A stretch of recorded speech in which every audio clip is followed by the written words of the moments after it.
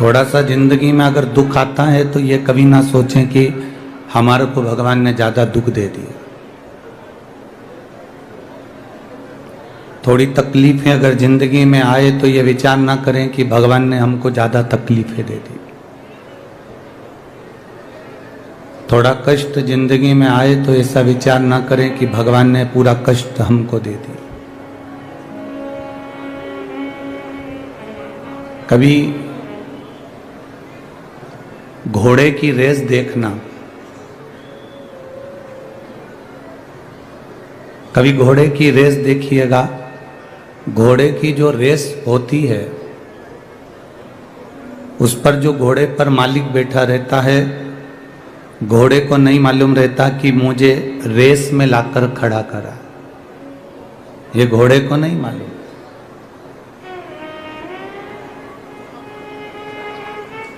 घोड़े को तो इतना मालूम है कि मुझे चलना है और मंजिल तक पहुंचना है।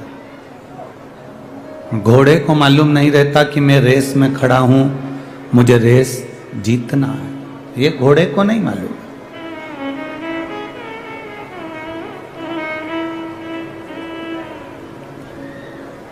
घोड़ा भागता है। क्यों भागता है? क्योंकि उस घोड़े पर जो घोड़े का मालिक बैठा रहता है वो घोड़े को कष्ट देता है।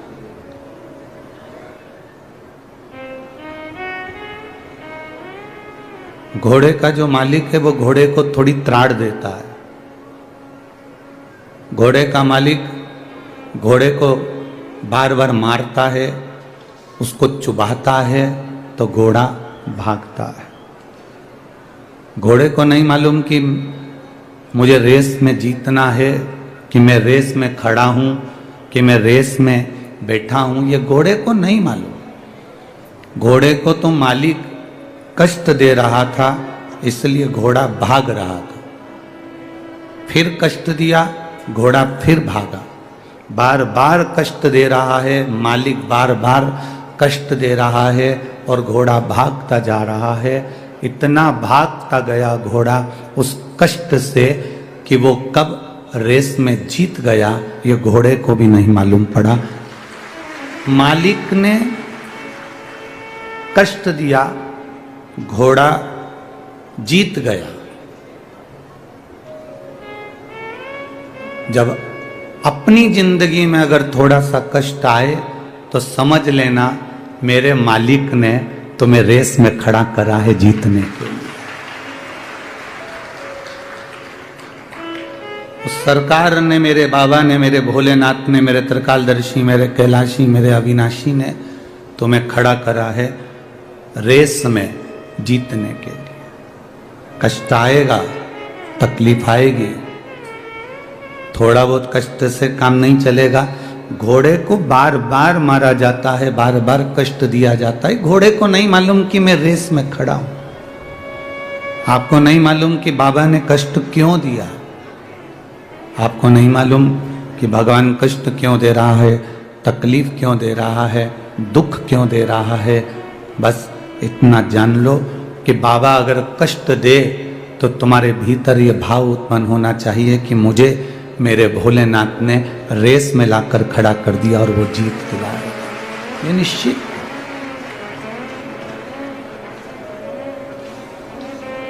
कई बहुएं कह देती हैं गुरुजी हम बड़े दुखी हैं। कई बेटे कह देते हैं हम बड़े तकलीफ में, हम बड़े दुखी हैं।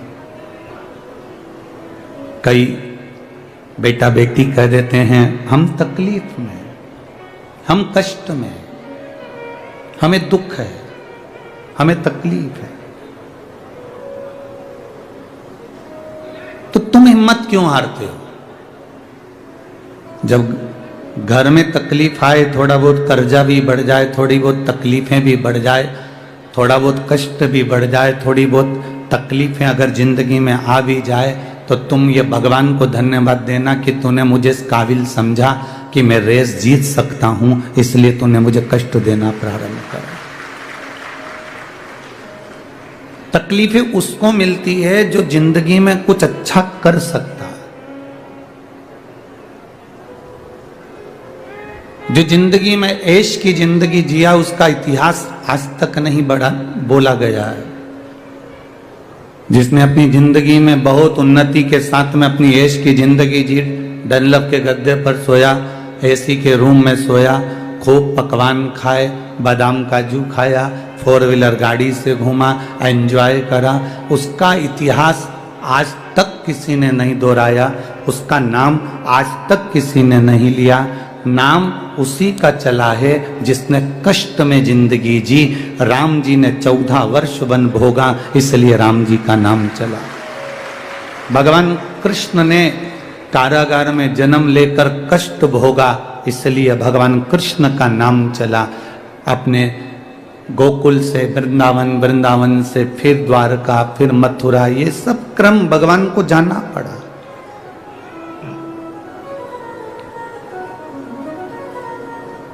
जो सुख की जिंदगी जीते हैं, एंजॉयफुल जीवन जी रहे हैं, उनका इतिहास कुछ भी नहीं, उनका नाम कहीं नहीं है।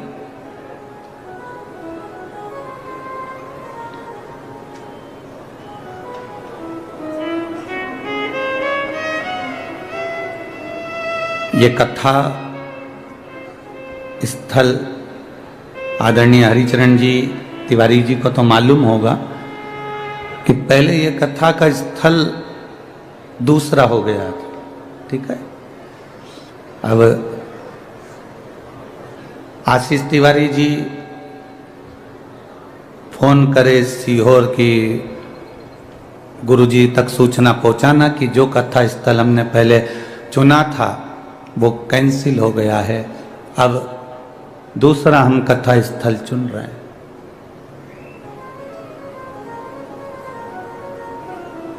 मैं आशीष तिवारी जी को धन्यवाद दूंगा जिनका विल पावर कमजोर नहीं हुआ। जब एक कथा स्थल अगर कैंसिल होता है तो दूसरा ढूंढने में समय लगता है, तो व्यक्ति अंदर से टूट जाता है, पर आप टूटे नहीं। तुरंत आपका बल, आपकी मित्रता और राजगढ़ वासियों का आपके प्रति प्रेम ये झलकता है कि 5 किलोमीटर दूर भी आप कीचड़ में कमल खिला सकते हो। ये सामर्थ्यता आप में है, ये बल है आप में। एक बेटी ने लिखा है आशीष जी आपके लिए, हमारे गुजरात में ये बेटी का नाम है हेमलता राठौर, केशव कुंज बिहारी कॉलोनी राजगढ़ की रहने वाली। हमारे यहाँ गुजरात में बड़े भाई को मोटा भाई कहते हैं, तो मैं अपने मोटा भाई आशीष भाई तिवारी जी को धन्यवाद देती हूँ जिन्होंने राजगढ़ में शिव महापुराण की कथा करवाई। तो ये थोड़ा संघर्ष हो सकता है, थोड़ा संघर्ष है जिंदगी में, ऐसा नहीं। संघर्ष से हम आगे बढ़ेंगे तो हमारा जीवन सार्थक होगा। कल हम जब यहां से जा रहे थे तो बस गए और बाबा ने जल वृष्टि चालू करी और ऐसा पानी गिरा, ऐसा पानी गिरा, ऐसा पानी गिरा। हम देख रहे थे सब अपने अपने छांव में, दुकान में, कोई डूम में, कोई कहीं छुप रहा था, पर हमने देखा कि राजगढ़ की जो पुलिस प्रशासन थी वो रोड पर गीली होते होते लोगों को संभाल रही थी।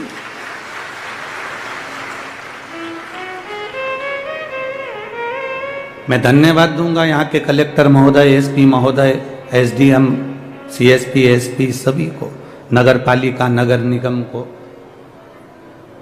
जिन्होंने कदम से कदम मिलाकर इस कार्यक्रम को सफल बनाने का प्रयास किया।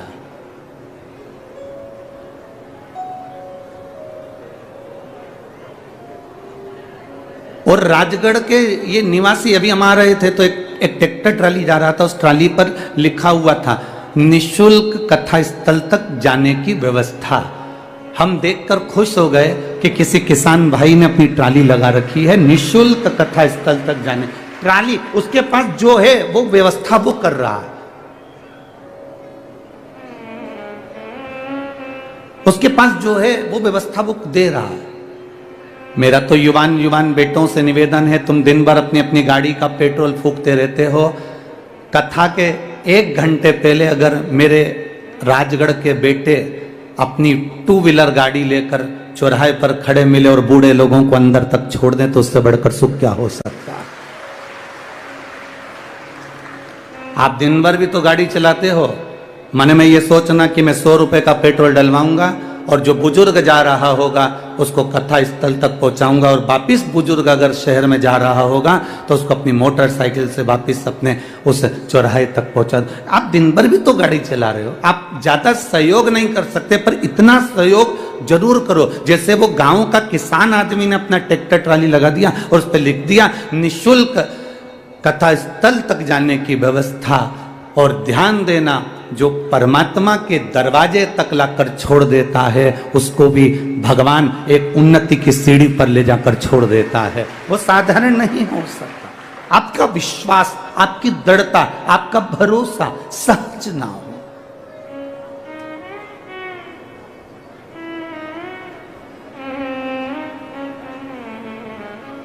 अपने बल को कम मत होने दो, अपने इच्छा शक्ति जो हमारे भीतर है भगवत स्मरण की उसको कम ना होने दो। एक मालिक थोड़ा सा अगर कष्ट देता है घोड़े को नहीं मालूम है कि मैं रेस में खड़ा हूं, घोड़े को नहीं मालूम कि मैं रेस में हूं। एक आदमी जा रहा था, गाड़ी खड़ी करी, एक बच्चे ने उस आदमी की गाड़ी को देखा, बड़ी सुंदर गाड़ी, बड़ी महंगी गाड़ी। आदमी के मन में आया कि बताओ बच्चा इस गाड़ी को देख रहा है, छू रहा है। आदमी ने उस बच्चे से कहा क्या बात है, गाड़ी अच्छी लग रही है? हाँ, चलाओ अंदर बैठो। आदमी ने उस बच्चे को अपनी गाड़ी में बिठा लिया, आगे चली गाड़ी। गाड़ी आगे चलने पर उस बच्चे ने आदमी से कहा बहुत महंगी गाड़ी है ना? आदमी ने कहा हाँ बहुत महंगी है, मेरे भाई ने मुझे गिफ्ट में दी है। आपके भाई ने आपको गिफ्ट में दी है? हाँ। आपके भाई ने आपको गिफ्ट में दी है? हाँ। आदमी ने कहा मैं जानता हूं तेरे मन में क्या चल रहा है, मैं जानता हूं तेरे मन में क्या चल रहा है। तू ये चाहता है ना कि तेरे को भी कोई गाड़ी गिफ्ट करे? तू ये चाहता है ना? उस बच्चे ने जवाब दिया नहीं नहीं, मैं ये नहीं चाहता, मैं तो भगवान से बस प्रार्थना कर रहा हूं मुझे आपके भाई जैसा बना दे कि मैं भी गाड़ी किसी को गिफ्ट कर सकूं। मुझे कोई गाड़ी गिफ्ट करे ये नहीं चाहिए, मुझे आपके भाई जैसा बना दे कि मेरी जिंदगी में मैं ऐसा कर सकूं कि मैं भी अपने भाई को, मैं भी अपनी बहन को, मैं भी अपने परिवार को एक गाड़ी गिफ्ट कर सकूं। मुझे उस भाई के लेवल में लाकर खड़ा कर दे। कहीं दूसरा कोई बच्चा होता तो कहता भगवान मुझे भी कोई गाड़ी गिफ्ट कर दे जैसे इसके भाई ने करी, पर उसकी सोच, उसका विचार, उसकी दृष्टि, उसकी बुद्धि कितनी प्रबल होगी।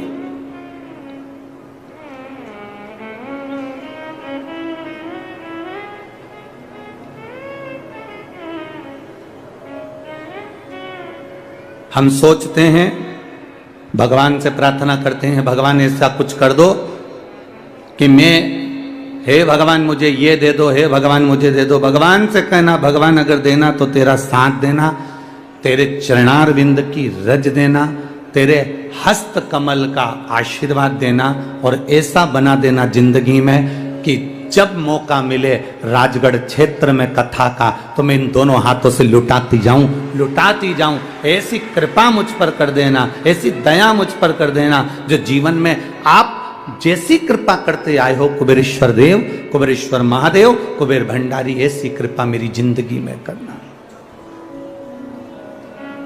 ऐसा जीवन संघर्ष है जिंदगी माना, पर संघर्ष में, जिंदगी में संघर्षपूर्ण जीवन में भी एक सुख का अनुभव है। एक दिया आपने लगाया, वो दिया में हवा लगती है तो आप क्या करते हो उस दिए को, उस पर एक कांच की, जम के बोलो जरा, हंडी रख देते हो। कांच की हंडी काहे के लिए रखी? कि दिया बुझे नहीं। बोलो सही है कि गलत है? दिया बुझे नहीं इसलिए कांच की हंडी रख देते हो। कोई तुमसे कहे क्या जरूरत है कथा में जाकर बैठने की, कोई तुमसे कहे टीवी पर कथा आ रही है क्या करोगे वहां इतनी दूर 5 किलोमीटर 3 किलोमीटर 4 किलोमीटर दूर जाने की, कोई तुमसे कहे क्या जरूरत है शंकर जी के मंदिर जाने की, उसको कह देना दिया बुझे नहीं इसलिए उसे हंडी में रखा जाता है, और हम भी भोलेनाथ के वो दिए हैं इस संसार में बुझ ना जाए इसलिए कथा की हंडी में जाकर बैठ जाते हैं। ये कथा की हंडी है। इस हंडी के अंदर, इस पंडाल में, इस कथा के आनंद में, इस शिव मंदिर के अंदर, शिवालय में, देवालय में हम जाकर जब बैठते हैं तो हम काम, लोभ, वासना, आसक्ति, तृष्णा इन सब से बच जाते हैं। ये वो हंडी है जिसके अंदर हम बैठे हैं।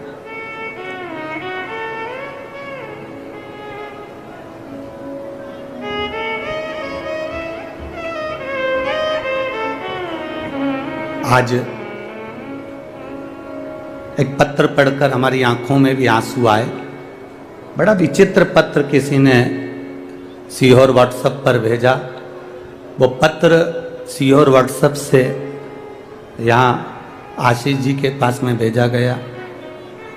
हमने जो हमारे आशीष जी हैं उनके पास वो पत्र को जब पढ़ा तो उसमें बड़ा सुंदर बात लिखी थी। उसको जरा जिंदगी में उतारिएगा कि मेरा शिव, मेरा कुबेरेश्वर महादेव, मेरा महाकाल, मेरा ओमकारेश्वर, मेरी जालपा महारानी, मेरा राम, मेरा कृष्ण तुम्हारा कैसे साथ देता है।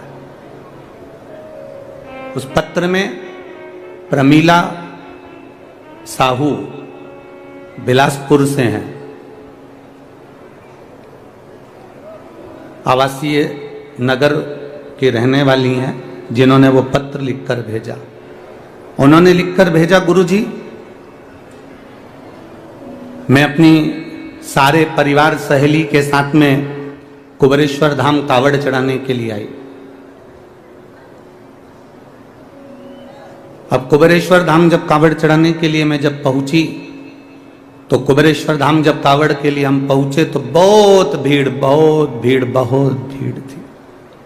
हम भी कावड़ लेकर चले और जाकर जब हमने कुबेरेश्वर धाम पर कार्यकर्ता चारों तरफ लगे थे कंकर शंकर के, उनको हमें जल नहीं चढ़ाते हुए हमने कावड़ उनको दी। उन्होंने दोनों लोटे का जल, दोनों पात्र का जल, दोनों लोटे का जल शिव जी पे चढ़ा दिया और हमारा लोटा हमको खाली कर कर दे दिया। पत्र में लिखा था, मुझे बड़ा गुस्सा आया। प्रमीला साहू बिलासपुर, पत्र में लिखा उन्होंने, हमें बहुत गुस्सा आया, इतना गुस्सा आया कि हमने अपनी सहेली से कहा मैं 1200 रुपए खर्च कर कर एक तो यहां आई और 1200 रुपए खर्च कर कर पहुंची और इतना धक्का खाया। इतना धक्का खाने के बाद बाबा को जल चढ़ाया और जल चढ़ाने के बाद वो सीहोर वाला महाराज ने कहा था, गुरु जी ने कहा था कि एक लोटे का थोड़ा सा जल अपने घर लेकर जाना और उसको अपने परिंदे के पास, अंडे के पास एक कटोरी में उसको चढ़ाना था। पर मेरा तो पूरा जल वहां चढ़ गया, अब मेरे को जल नहीं मिला, मेरा तो 1200 रुपये खर्च हो गए। इतना मेहनत करी, इतनी दूर से आई, इतनी तकलीफ होगी और इतना मेला ठेला में पहुंची, उसके बाद भी मुझे जल नहीं मिला। और वो गुस्सा होकर दोनों लोटे को वहीं पर पटक कर, गुरुजी मैं वहीं पर पटक कर और डंडा भी वहीं पटक कर और मैं स्टेशन चली गई। स्टेशन गई मेरी सहेलियों के साथ में अपनी गाड़ी में, ट्रेन में जिसका रिजर्वेशन करा के आई थी, बैठ गई। ट्रेन में जैसे ही चढ़े, चढ़ते से ही एक लड़का त्रिपुंड लगाया हुआ जिसके हाथ में एक झोला था, वो झोला देकर मेरे को कहता है, बहन जी इसको पकड़ लो, मैं 2 मिनट अपने लड़के को ऊपर चढ़ा लूं, फिर मैं ये झोला ले लेता हूं। वो झोला पकड़ा कर नीचे लड़के को लेने गया और वो आया ही नहीं और ट्रेन चल दी। अब वो झोले की चिंता, पहले से ही तो हम इतने परेशान, ऊपर से वो झोला दे गया। अब गुरुजी क्या कहें, हमने अपनी सहेलियों से कहा फालतू का 1200 रुपये लग गया, और एक तो परेशान अलग हो गए, और पानी भी नहीं मिला, जो चढ़ा हुआ कटोरी में चढ़ाना था वो सीवर वाला महाराज बोला था। अब वो झोला पकड़ा कर, वो झोला लेकर गुरुजी हम बिलासपुर आ गए, और बिलासपुर में हमारे बच्चे लोग झोले को कहा माँ ये किसका लिया है, तो मैंने कहा देख ले उसका एड्रेस या कोई आईडी प्रूफ होगा तो भेज देंगे। जब झोले को खोला तो गुरुजी उसमें जय महाकाल लिखा हुआ एक लाल कपड़ा था, उसमें 1200 रुपये बंधे हुए थे, एक लोटे में पानी रखा हुआ था, एक लोटे में पानी रखा हुआ था, और लोटे के पास में पुष्टे पर, एक कागज पर पुष्टे पर एक लाइन लिखी हुई थी, तू अपने पिता से रूठ कर क्यों जा रही है, वापिस जल्दी आना। बस वो लोटा और वो 1200 रुपये प्राप्त हो। गुरुजी किसको मालूम कि मैं मेरे बाबा से रूठ कर जा रही थी, और मेरे बाबा ने जल भी दिया, और वो 1200 रुपये में बार बार बखानी थी, इसलिए 1200 रुपये मेरे बाबा ने वापस भेज दिए। मैं उस पत्र में लिखा मैं इस 1200 रुपये का करूं क्या, तो प्रमीला दीदी मेरा निवेदन है उस 1200 को तुम्हारे पास रखो, मेरे बाबा के धाम कुबेर भंडारी के दरवाजे पर आते हो ना, ये विचार कर कर आना कि हम हमारे पिता के घर जा रहे हैं, और पिता कभी खाली नहीं छोड़ता, बाप पिता कभी खाली नहीं छोड़ता। एक पत्र आया है जिस बहन के घर में 23 साल तक औलाद नहीं हुई, सारे डॉक्टरों को दिखाने के बाद, सबसे निवेदन करने के बाद, सबसे प्रार्थना करने के बाद हार गई, तब उसके मोहल्ले के लोग भी उसको ताना देने लगे। वो अपने परिवार से, अपने पति से केवल इतना बोली कि मुझे कुबेरेश्वर धाम तक ले चलो, मेरा विश्वास करता है एक बार अगर कुबेरेश्वर जाऊंगी तो मेरी झोली भरा जाएगी। पति ने कहा इतने बड़े बड़े डॉक्टर हो गए, सबकी गोदी भरवा ली, ना जाने कहां कहां गोदी भरवा किया, नारियल का ढेर लगा घर के अंदर, और तू कह रही है कुबेरेश्वर चलो। चलो तुम चलो तो सही एक बार। पति को लेकर कुबेरेश्वर धाम गई, और बाबा से प्रार्थना कर कर जब वापिस आई, पशुपतिनाथ का व्रत किया, और वहां से एक कंकर शंकर को लेकर आ गई, और बाबा से कहा जिस दिन औलाद होगी तेरी कथा में पहुंचूंगी और तेरे दरवाजे पर आऊंगी। 23 साल के बाद मुझे जुड़वा बच्चे भगवान ने प्रदान कर दिए। मैं बाबा को यहां प्रणाम करने के लिए, ये पत्र में उसने लिखा। कविता रवि साहू खिलचीपुर राजगढ़ से आई, कहीं बैठी हैं? कविता रवि साहू खिलचीपुर राजगढ़।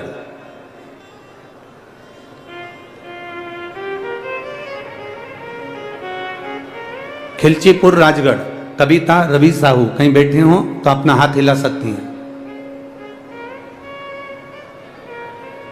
कविता रवि साहू खिलचीपुर राजगढ़ से आई हैं। गुरुदेव,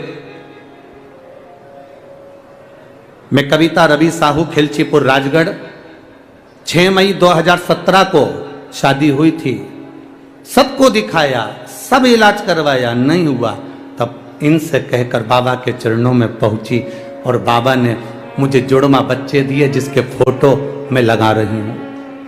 आप टीवी पर उन बच्चों के फोटो भी देख सकते हैं जिनके फोटो में लगा। दिखें क्या? अच्छा पीछे हैं क्या ज्यादा? ठीक है। शिव तत्व इसी को कहते हैं। इसको थोड़ा खाली न जाता कोई दर से तुम्हारे, ऐसी खाली न जाता कोई दर से तुम्हारे, मैं भी खड़ा हूँ बाहें पसारे, अपने हृदय से लगा लो, गिरा जा रहा हूँ, उठा लो, आप जब शिव महापुराण की कथा में पहुंचे, आप जब शिवालय में पहुंचे, आप जब कुबेरेश्वर धाम पर पहुंचे, आप जब महाकाल राजा के चरणों में पहुंचे, आप जब ओंकारेश्वर पहुंचे, आप जब विश्वनाथ पहुंचे, आप जब केदारनाथ पहुंचे, आप जब जालपा भवानी के चरणों में पहुंचे, तो ये विचार कर कर जाना कि मेरा बाबा, मेरी माता रानी तुमको खाली नहीं भेजती, कुछ ना कुछ देकर जरूर भेजती है। वो साधारण नहीं हो सकती, उसकी भक्ति साधारण नहीं हो सकती, उसका विश्वास साधारण नहीं हो सकता, उसकी दृढ़ता साधारण नहीं हो सकती।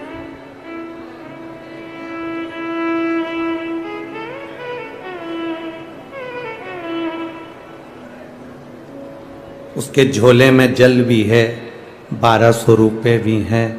वो कौन देने वाला, कौन लिख कर देने वाला? हम हमारे बाबा से रूठ जरूर जाते हैं। हमको लगता है कि वो हमारा परीक्षा ले रहा है, हमको लगता है वो हमारी परीक्षा ले रहा है। मैं भूखी रह गई, मैं प्यासी रह गई, मैं अब पहुंची, हो सकता है हम जितना कष्ट देवाधिदेव महादेव की कथा में, जितना कष्ट बाबा से मिलने में, जितना कष्ट हम परमात्मा को प्राप्त करने में, हम जितना कष्ट भुगतते हैं, जितना कष्ट हमें होता है, हम स्टेशन पर पड़े हैं, हम बस में धक्के खा रहे हैं, हम गाड़ियों पर पड़े हैं, हम रोड पर पड़े हैं, हम टेंट में पड़े हुए हैं, मिल रहा खाने को नहीं मिल रहा, हम जितना जितना कष्ट भोगते हैं, ये तैयारी में रहना कि जैसे रेस के घोड़े को मालिक कष्ट देता है तो रेस का घोड़ा जीत जाता है। अगर तुझे कष्ट मिल रहा है तो तू भी जीत कर ही मानेगा, निश्चितता है तेरी।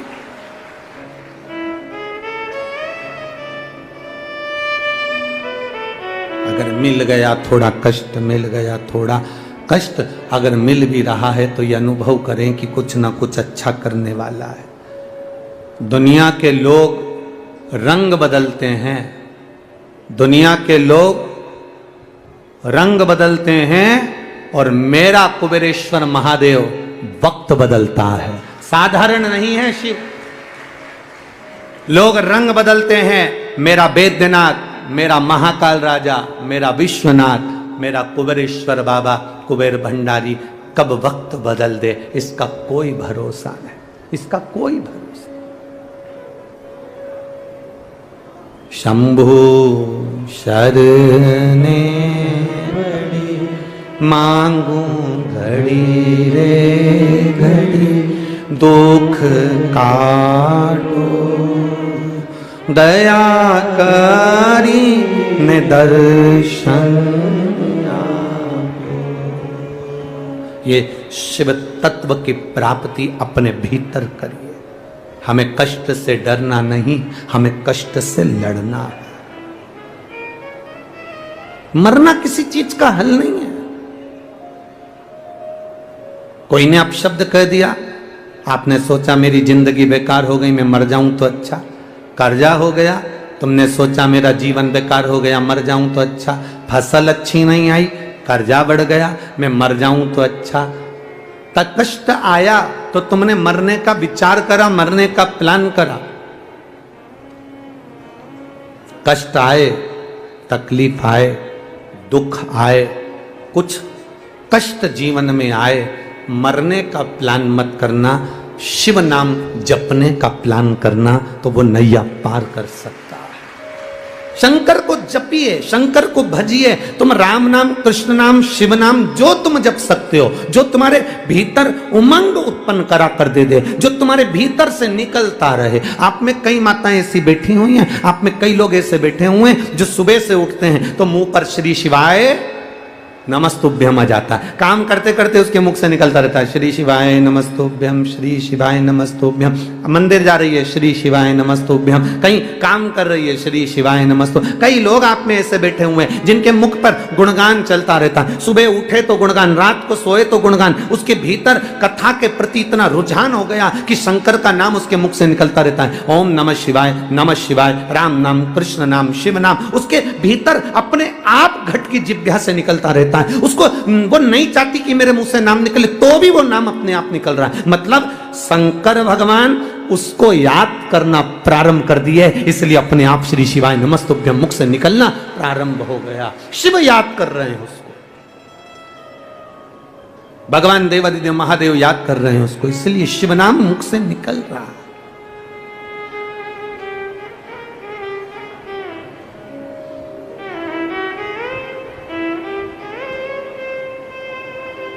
वो कहे ना, जो शिव नाम होठों पे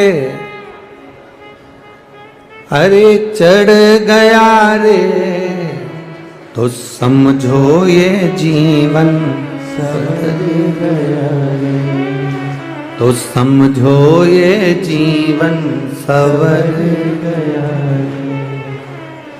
मन को बना ले शिव का शिवालय, मन को बना ले तू शिव का शिवालय, संग में चलेगा तेरे वो डमरू वाला, संग में चलेगा तेरे वो डमरू वाला। शिव को ही हृदय बिठा लो रे, ये शंकर हमारे भीतर विराजमान हो, शिव हमारे भीतर नस नस में रोम रोम में समाहित हो।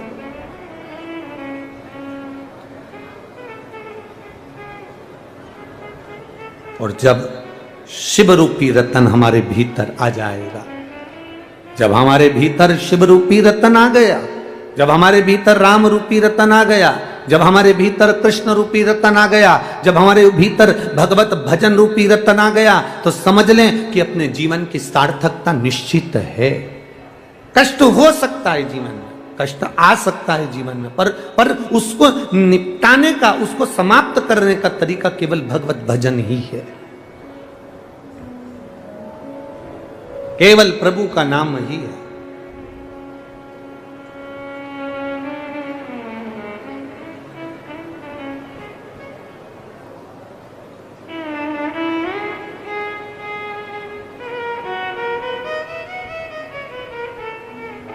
महाराज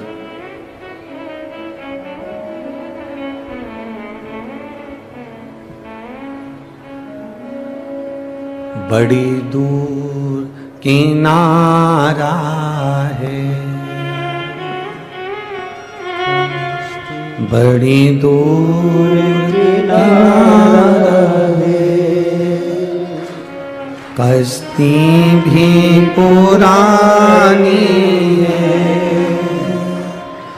भोले बाबा सुन भी लो ये मेरी कहानी है, बड़ी दूर किनारा है, कश्ती भी पुरानी है, भोले बाबा सुन भी लो ये मेरी कहानी है। ये मानव का जो शरीर है कब डूब जाए, कब समाप्त हो जाए, किसको मालूम? वो कब आवाज लगा देगा, हमें जाना पड़ सकता है, कब पुकार लेगा, हमें जाना पड़ सकता है।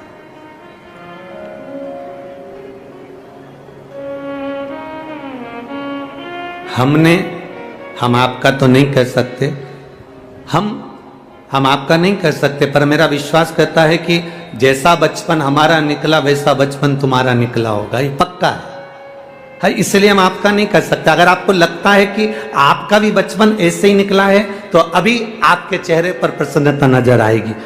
हमारा जो बचपन निकला, हमारे घर के पास में जब कोई मकान बनता था, दुकान बनती थी, तो बहुत सारी रेत पटक जाते थे, बालू रेत, और बालू रेत पटक जाते थे और बालू रेत पटक देते, तो हमारे जितने भी मित्र दोस्त होते थे छोटे छोटे, सब एक साथ मिलके रेत के ढेर पे खेलते थे।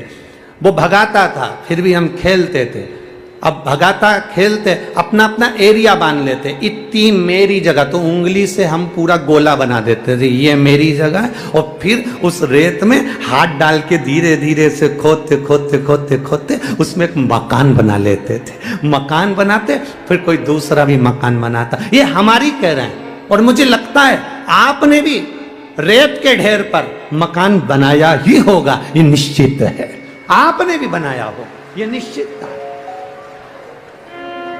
रेत के ढेर पर थोड़ा थोड़ा सा रेत निकाल के मकान बना लिया। अब मकान बना रहे थे, अच्छे से खेल रहे थे, आराम से मकान बना रहे, अच्छे से रह रहे। उधर वाला उधर मकान बना रहा, इधर वाला इधर मकान बना रहा, और सब आराम से खेल रहे थे। मकान पूरा कंप्लीट हो गया, उसमें छोटे छोटे से पत्थर उठा के उसमें रख भी दिए, थोड़ा थोड़ा सा पेड़ पौधा भी रख दिया, थोड़ा थोड़ा सा सामान भी रख दिया। मकान कंप्लीट हुआ, सब कुछ रख दिया। और थोड़ी देर के बाद, 1-1.5 घंटे के बाद हमारी अम्मा चिल्लाई, छोरा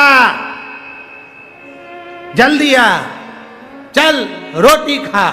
और जो माँ ने आवाज लगाई और तुरंत वो बना हुआ पूरा मकान, पूरी प्रॉपर्टी जो इतने दिल से बनाई थी, एक आवाज में छोड़कर जाना पड़ी। बस यही कथा हमारी जिंदगी की है। वो आवाज लगाएगा, सब छोड़कर जाना पड़ जाएगा। ये जो बचपन की कथा है, ये हमारी जिंदगी की कथा है।